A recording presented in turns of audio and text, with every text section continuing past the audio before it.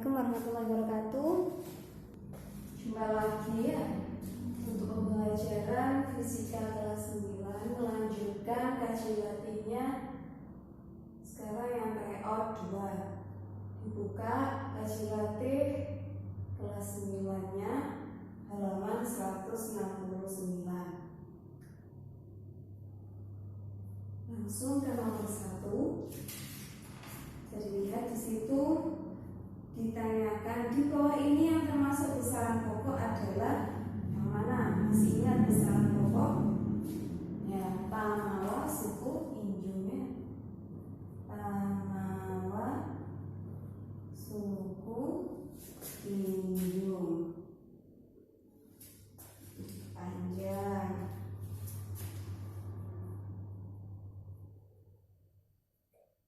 Masa, waktu, suhu, kuat arus, intensitas cahaya, sama jumlah zat. Nah, di sini yang diminta besaran pokok. Kemana jawabannya yang benar?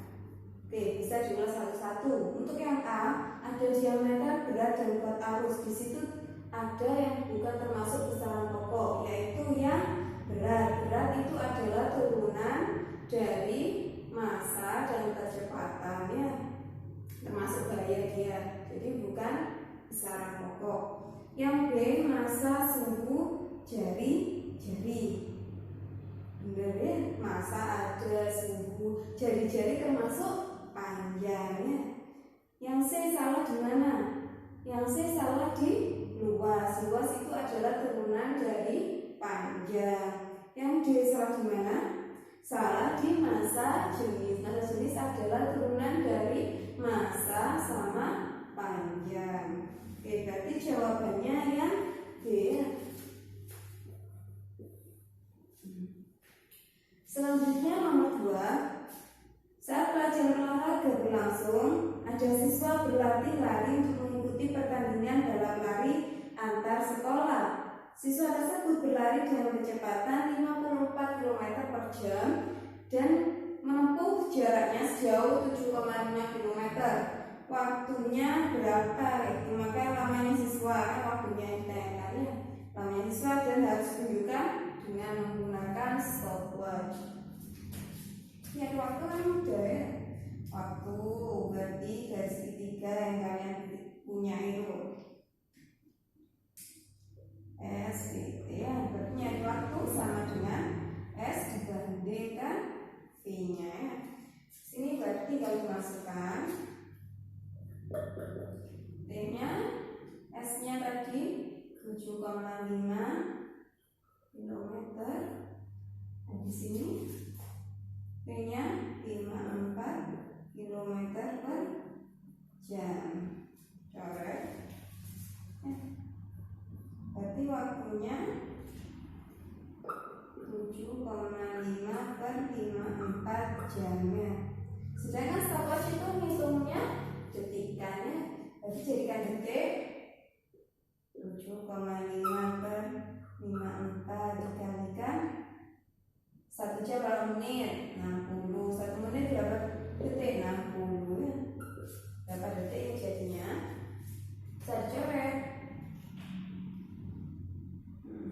4 sama ini berapa? 9. Nah, 9 sama 6 bisa coret. Ini tinggal 2, ini tinggal 3 ya. Nah, di sini bisa coret ya. Nah, ini tinggal 2,5. 2,5 dikalikan 5 ya, kali 100. Berarti jawabannya 500 detik. Nah, cara pembacaan stopwatch masih ingat? Lingkaran kecil itu menit ya. Untuk lingkaran besar dia detik. Berarti ini jadikan menit dulu. Berapa menit, berapa detik? 60 dah. 60 berarti 480 yang dikali kan 60 kan berapa hasilnya antara 80 ya pintar 8 menit ya 8 menit sisanya 20 detik. Berarti nanti untuk yang lingkaran kecil menunjukkan jarum 8, untuk yang kecil menunjukkan jarumnya menunjukkan ke angka 20. Berarti di situ gambar yang sesuai jawabannya ya B, gambar B. Selanjutnya nomor 3, penerapan hukum 1 Newton. Nah, di situ ada beberapa pernyataan. Yang hukum 1 Newton, masih ingat hukum 1 Newton bunyinya? Nah, jumlah tenaga yang bekerja pada suatu benda itu sama dengan 0. Nah, saat benda itu tidak dikenai dengan gaya sama sekali, dia bisa yang pertama diam atau GLB. GLB di sini gratis gerakan. V-nya tetap, kecepatannya tetap. Nah, kecepatan tetap berarti tidak adanya percepatan. Di sini yang A, maksudnya yang satu airan dan sederhana. Di sini tidak ada yang namanya gesekan udaranya. Udaranya diabaikan dari geseknya. Berarti dia juga bisa seimbang. Kalau seimbang, dia sigma F-nya sama dengan 0. Itu yang kedua, palu digunakan untuk memukul paku ya. Di situ adanya percepatan. Semakin lama semakin cepat biasanya ya. 3, juga buah jatuh dari pohon, juga GLBB ya. Yang keempat, kardus yang berada di atas mobil akan terlempar mobil tiba-tiba. Dia cenderung, kenapa terlempar kayak gitu? Cenderung mempertahankan posisinya. Makanya dia termasuk hukum 1 Newton atau inersia ya. Yang 5, seorang yang mendayung perahu, dia aksi reaksi. Berarti jawabannya yang 1 dan 4 ya.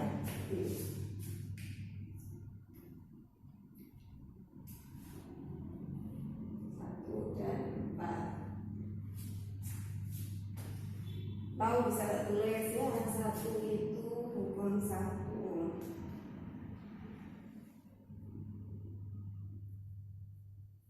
Hukum 1. Yang 2 hukum 2 Newton. Yang 3 hukum 2 Newton juga. Keempat hukum 1. Yang kelima hukum 3 Newton atau aksi reaksi ya. Nomor 4, di situ ada benda digantung dengan tali. Ketika ada gambarnya, diperhatikannya di gambarnya. Ketika talinya putus, benda tersebut jatuh melalui lintasan ABCD. Masa bendanya 6 kilo, energi potensial dan kelajuan pada saat titik B berapa? Ya dulu EPB-nya. Udah ya, konsep energi. Energi potensial di titik B berarti M G H B ya. Energi potensial rumusnya MGH. Berarti kalau energi potensial di titik B berarti MGHB atau ketinggian di titik B.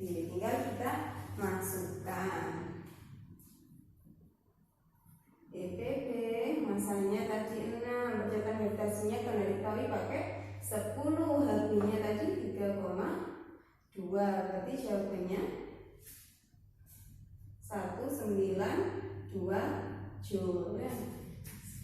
Selanjutnya kecepatan di titik B. Kecepatan di titik B kita bisa menggunakan konsep kekekalan energi mekanik. Jadi energi mekanik di titik atas atau yang A itu kan sama dengan energi mekanik di titik B.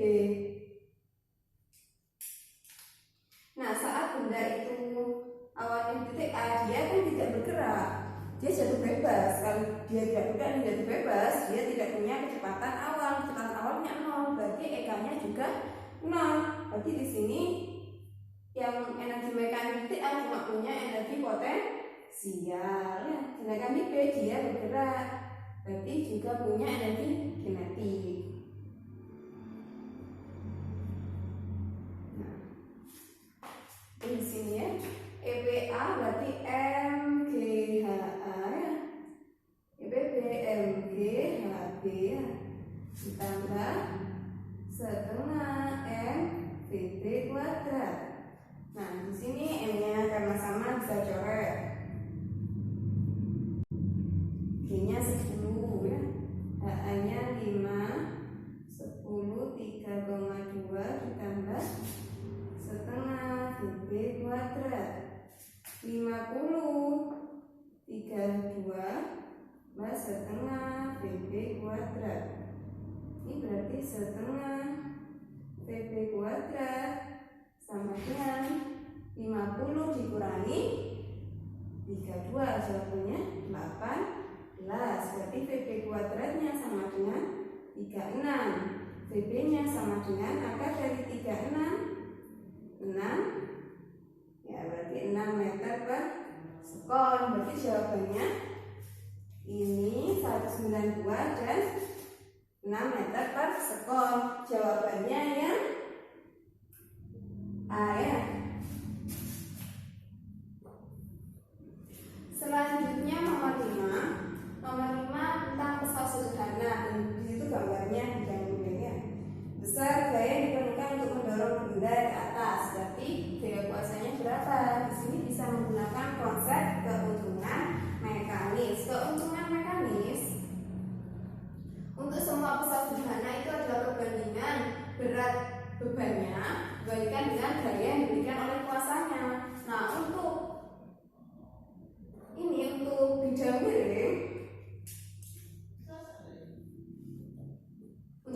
miring, keuntungan mekanisnya itu sama dengan perbandingan sisi miringnya dengan ketinggian bidang miringnya. Nah, ini bisa kita kaitkan.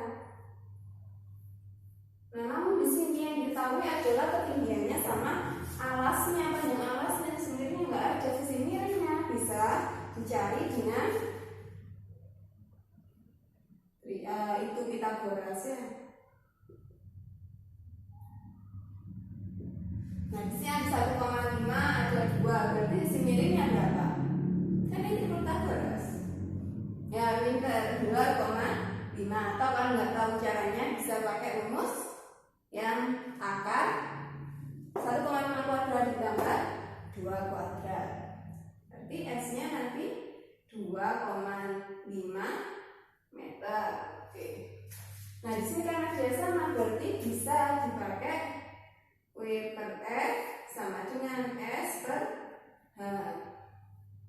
Nah, dari sini W-nya tadi di sini kan massa, berarti kalau misalkan nyari beratnya tinggal massa dikalikan kecepatan gravitasinya. Kalau nggak diketahui berarti kecepatan gravitasinya pakai 10, berarti W-nya sama dengan 80 dikalikan 10 ya. F-nya ditanyakan, sisi miringnya 2,5, H-nya 1,5. Coret ya.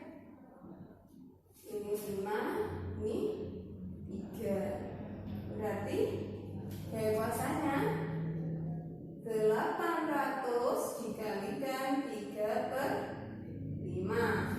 Jawabannya berapa?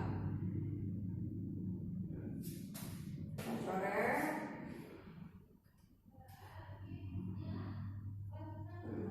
40 dibagi 5 berarti 16. 19 ya.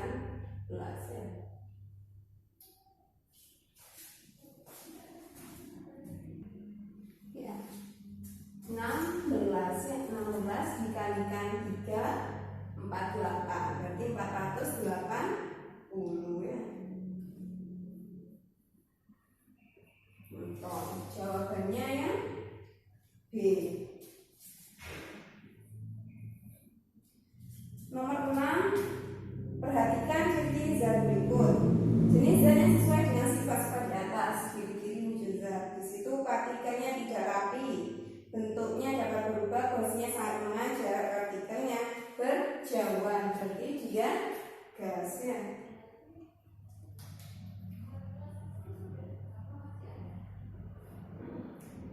Jawabannya yang berarti yang bentuknya gas itu apa? Nitrogen. Nah, nanti ya. Kalau karbon dia bentuknya padat, terasa, cair kepadatan. Kalau alkohol dia cair. Oke. Selanjutnya nomor 7. Air sebanyak 5 liter mempunyai massa jenis 1 gram per cm kubik. Berapakah massa jenis air sebanyak 50 liter? Berapa massa jenisnya? Massa jenis tetap ya, meskipun dia berubah kan, semakin itu volume bertambah ya otomatis masanya juga nambah. Nah, massa jenisnya tetap.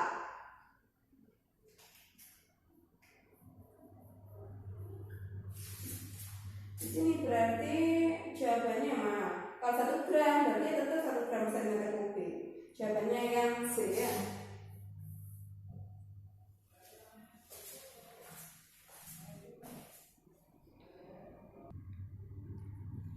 Oke, lanjut ke soal berikutnya nomor 8. Di situ ada soal yang menunjukkan pembacaan skala pada termometer Fahrenheit. Dia menunjukkan derajat di Fahrenheit itu menunjukkan 2 kali pembacaan di remer. Berarti remernya itu berapa kayak gitu. Kan bisa tuliskan kayak gini, R sama dengan 2 remer, tapi remernya berapa? Sama pakai yang konsep termometer itu ya. R di sini remer. Sini berarti derajat yang ditunjukkan F dikurangi titik bawahnya F Fahrenheit. Di sini titik atau langsung di sini rentangnya ya. Derajat remer yang ditunjukkan remer, di sini titik bawahnya remer, ini rentangnya remer. Rentang di termometernya ya. Berarti bisa tulis ini langsung, ini 2 remer. Di sini TBF-nya titik bawah Fahrenheit 32, rentangnya 180 ya. Di sini berarti R 0, sini 40. Bisa coret ya. 9, 4. Tinggal kalian silang. 8R berapa itu? 8, 1, 2, 8 ya, dikalikan 4. Ini kalikan 4, 8R. Ini kalikan 4, 128. Di sini 9R. Berarti 19 min 128 sama dengan R. Berarti remernya menunjukkan suhu min 120 derajat remer ya. Berarti jawabannya yang C ya.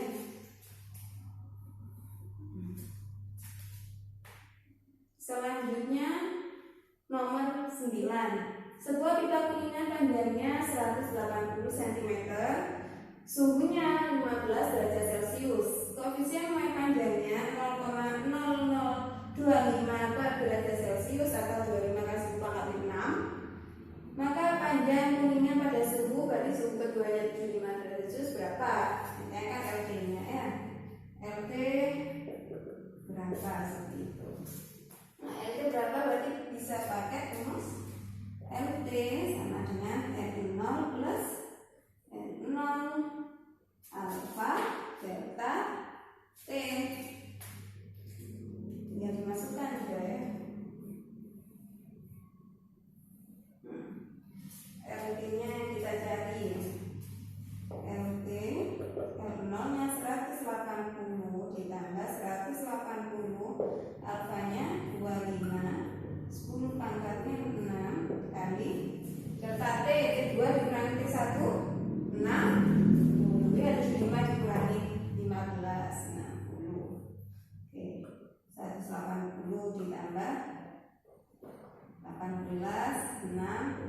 benar 25 kali 10 pangkat min 4. Nah, lanjut 180 ditambah 18 kali 6 kali 25 15 atau 150 ya, 150 kali 115 ini tinggal 10 pangkat min 3. Oke. Nah, di sini 180 15 ini aja 15 kali 3 berapa? 15 kali 2 30 ya. Ini bagi 2 9. Nah, berarti 30 kali 9 270. Ingat tulis 27. Ini tinggal 10 pangkat min 2 ya. 180 tambah 0,27 berarti jawabannya 180,27 cm. Jawabannya ya 180,27 cm yang C ya. Selanjutnya nomor 10. Nomor 10 perhatikan grafik pemanasan massa S-nya 500 gram atau setengah kilogram. Nah, di situ yang diminta adalah kalor yang dibutuhkan dari proses A sampai D, berarti A, B, C, D ya. Berarti kita cari satu-satu dulu. Kalau ini berarti nanti yang AB ya, bentar. Q AB, Q AB berarti M E C E delta T ya. Di sini untuk yang IBC ME dikalikan kalor. Di sini ICD M A C A delta T. Itu satu-satu dulu. IAB ME-nya tadi massa S-nya setengah kilo ya. Kalau jenis S-nya 2100 kalikan 0 kurangi dengan 10 ya. Jawabannya berapa berarti? Saya coret 210 dibagi 2 105 berarti 10.500 Joule. BC setengah kalikan 336 168 Joule. CD setengah. Kenapa setengah? Karena dia di sini sampai gini berarti dia sudah melebur sepenuhnya. Berarti kalau melebur sepenuhnya massa airnya sama dengan massa S. Terus di airnya 4200 kali 20 ya. Saya coret. Berarti 42.000 Joule. Ini totalnya AD ini sama dengan berapa ini? 500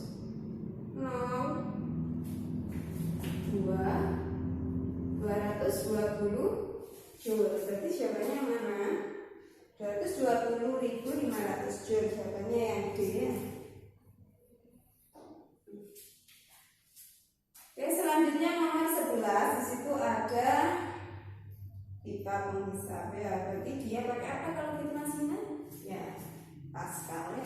Hukum Pascal.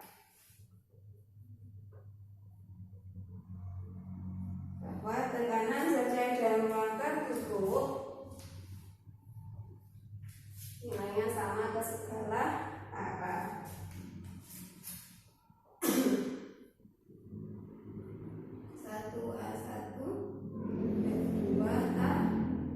Nah, ini diketahui adalah diameternya.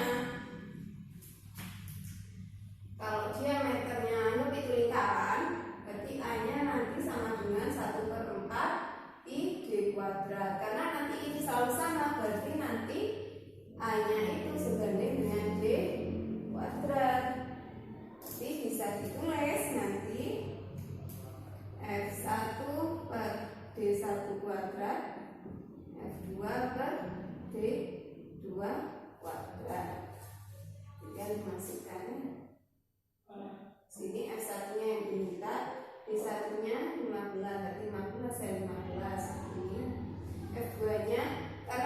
ketahui massa, berarti gaya yang bekerja di situ adalah gaya berat. Tinggal dikalikan percepatan gravitasi, berarti 480 kalikan 10 ya.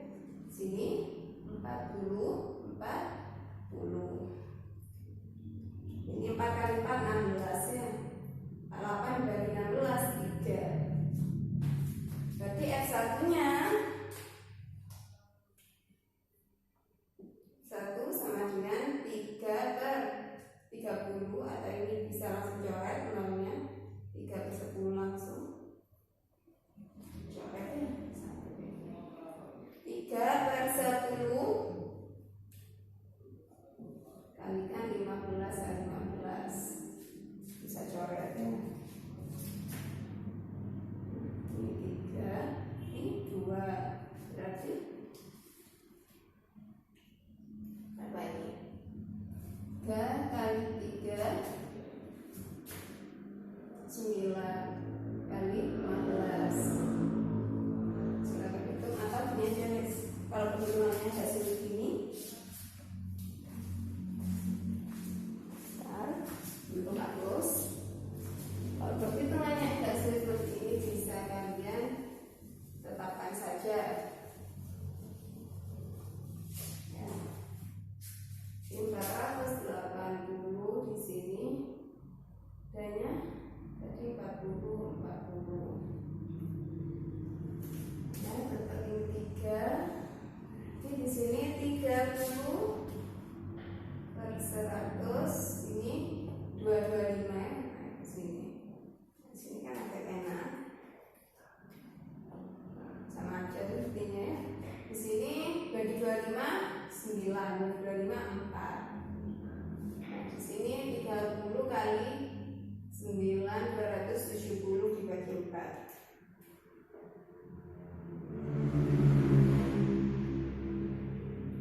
Dan 24 6 ya.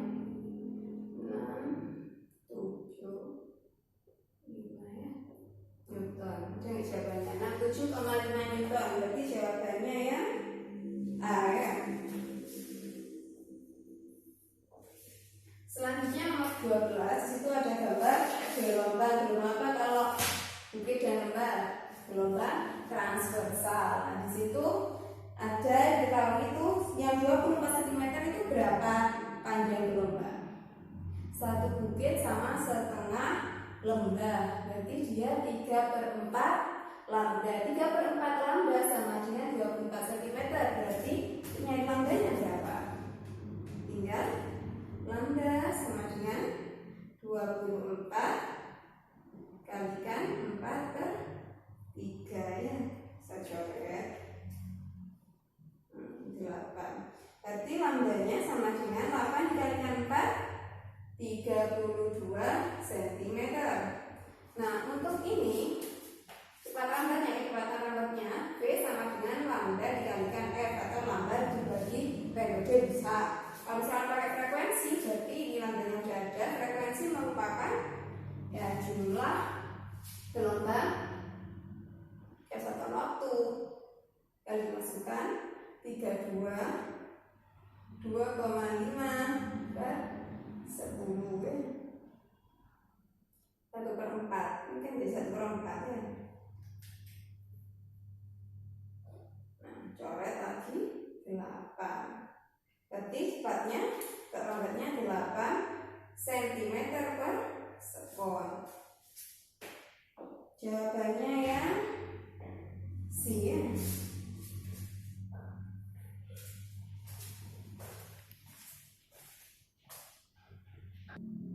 Oke, selanjutnya nomor 13. Di situ ada ilustrasi berita.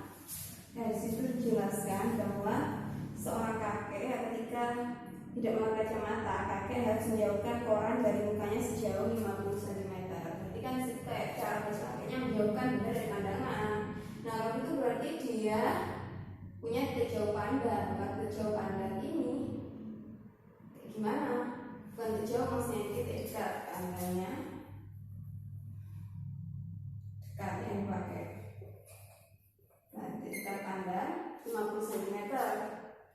Nah, dia segitu 50 cm. jauh lagi juga bisa. Tapi kalau terlalu dekat kurang dari 50 cm dia tidak bisa melihat jelas. Nah berarti di sini dia cacat matanya apa? Hipermetropia atau rabun dekat. Dekat tidak bisa melihat jelas sudah dekat.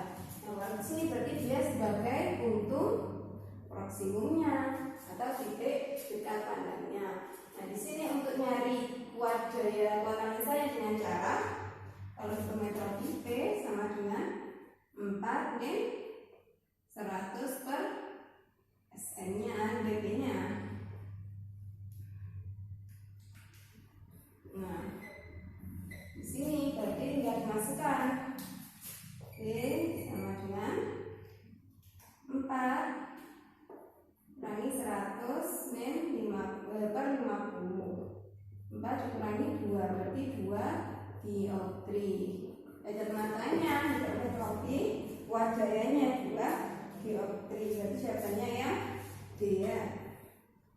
Nomor 14 itu ada lensa cekung. Kalau lensa cekung berarti lensa negatif untuk rabun jauh atau miopia. Berarti fokusnya di situ 10. Jadi fokusnya kalau lensa cekung jadi negatif ya, ingat. Nah jarak bendanya di situ ditetapkan 5 cm dan tinggi bendanya 6 cm. Maka tinggi bayangan terbentuk berapa? Di sini kita bisa mencari dengan cara konsep perbesaran. Nah, sebelum ke perbesaran kita kan perlu jarak bayangannya. Berarti kita cari dengan persamaan umum lensanya. Kayak gini ya.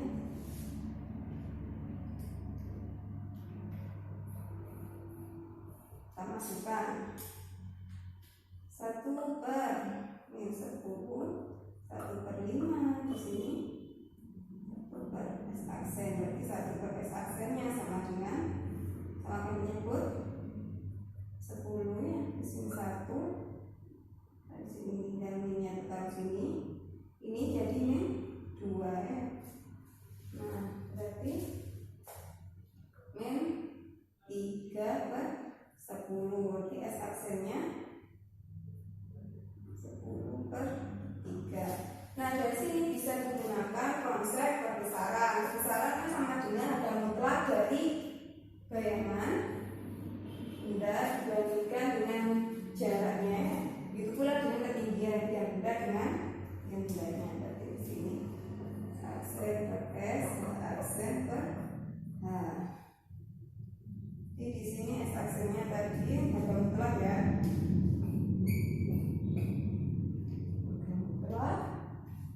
10 per 3, S-nya tadi 5.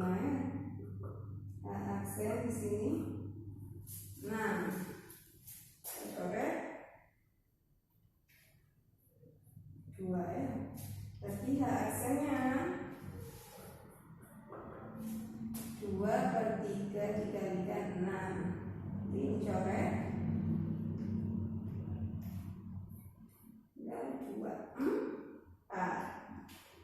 4 cm. 4 cm berarti jawabannya yang A. Selanjutnya nomor 15 tentang gaya elektrostatis. Gaya elektrostatis itu sama dengan gaya kolom ya. Gaya kolom di sini di antara dua buah muatan positif 270 N. Ketika muatan tersebut terpisah sejauh 0,25 meter atau 4 meter. Ketika muatan ini terpisah sejauh 3/4 meter, masa ada elektrostatik yang hilang. Berarti diminta delta F-nya kan.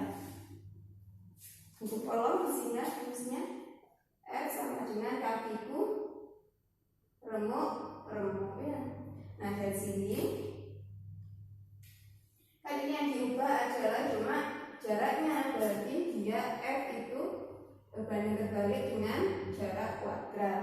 Bisa ditulis F1, F2 di sini F2 kuadrat per F1 kuadrat. Kuadratnya tadi kan 1 nggak apa-apa ya. Kayak gini. Nah di sini berarti F1 270 ya. R1-nya kita cari dulu. R2-nya 3/4, R1-nya 1/4, dikuadratkan. Coretnya 4-nya. Nah, berarti tinggal 3 ya. 270 per F2 sama dengan 3 kuadrat 9. Berarti F2-nya sama dengan 270 dibagi 9 sama dengan 30 Newton. Ini F2-nya, sebenarnya minta delta F. Delta F sama dengan F1 dikurangi F2, berarti F1-nya tadi 270, F2-nya 30, berarti sama dengan 240 Newton. Jawabannya ya B ya. Selanjutnya nomor 16. Nomor 16 gambarnya seperti yang tergambarkan di sini. Yang diminta adalah kuat arus pada hambatan 6 berapa gitu ya. Berarti kita bisa cari dulu hambatan totalnya ya. Berarti apa dulu di paralel dulu ya. 1 per FP sama dengan 1/4 ditambah 1/6, 12 ya. 3 ditambah 2, 5/12. Berarti FP-nya nanti 12 dibagi 5, 2,4 ya, 2,4 ohm.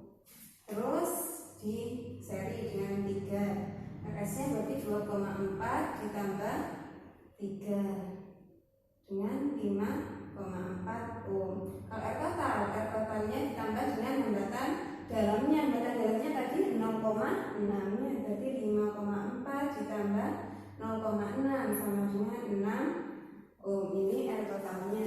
Kita cari I totalnya dulu. Ini kan yang diminta ID hambatan 6.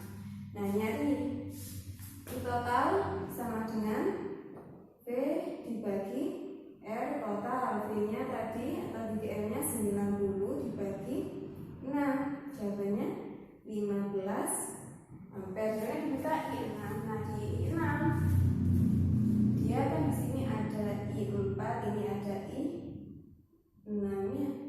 Nah, di sini yang sama apanya? Ya, hambatannya. Berarti nanti V4 itu sama dengan V6. Berarti ini I4 kali R4, ini I6 dikalikan R6, hambatan 6 maksudnya ya. Nah, di sini V4 sama V6, nanti aja ya, usah. Berarti I4 bisa kita cari I4 banding I6 kayak gini, yang sama dengan R6 banding R4. Ini sama dengan 6/4, 3/2. Berarti nanti I4-nya sama dengan 3/2 I6. Nah, di sini bisa tulis gimana ya, di sini ya, kita hapus ini.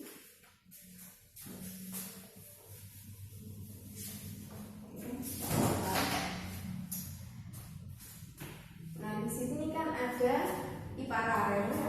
I paralel itu sama dengan, kan misalkan ini saja I paralel itu sama dengan I totalnya karena di seri ya. Nah, di sini paralel itu satu kayak gitu, paham? Ini jadi paralel kayak gitu ya, akibatnya bisa begini. Nah, ini P kan seri sama I total nanti. Bisa tolong kayak gini. I total itu juga sama dengan I paralel. Paralel itu ada I4 ditambah I6. Nah, di sini I paralelnya tadi, totalnya tadi sama dengan 15 ya. Nah, I4 tadi 3/2 I6 tambah I6. Ini 15. Sini 2, 3 ditambah 2 I6 kayak gini. Sama ini kan jadikan 2/2 ya, yang satu ini. 15 sama dengan 5/2 I6. Jadi I6-nya sama dengan 15 dikali 2/5 ya, coret ya. Jawabannya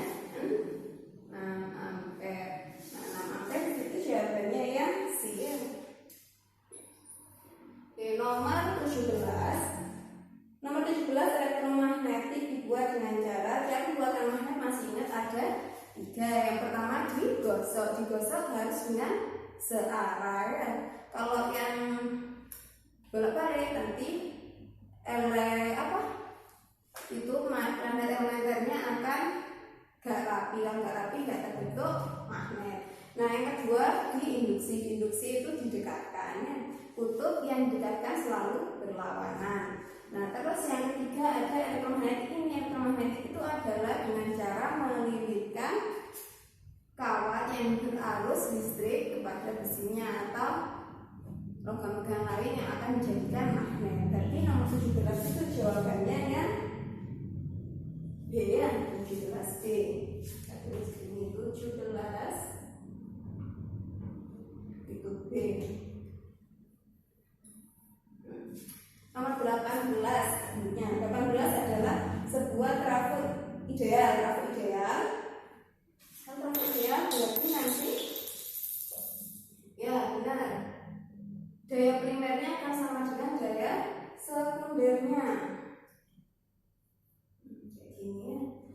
Situ diketahui kumparan primer sekunder 400 sama 1200. Daya primernya 30 watt dan arus primernya 2 ampere. Yang diminta tegangan